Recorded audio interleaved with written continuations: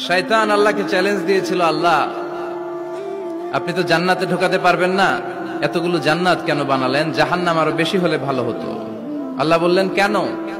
শয়তান বলে, আল্লাহ এই সবগুলারে আমি ওয়াসওয়াসা দিয়ে মুনাফিক বানিয়ে নাস্তিক বানিয়ে জাহান্নামে ঢুকাবো।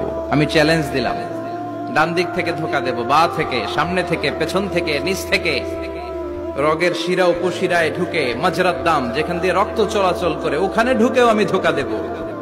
আপনি জান্নাতে ঢুকাবেন কেমনে? আল্লাহ বললেন, তুমি আমারে চ্যালেঞ্জ দাও, এত বড় সাহস? আমি তো সব রাজার বড় রাজা, মহারাজা। চিৎকার করে বলেন ঠিক কিনা?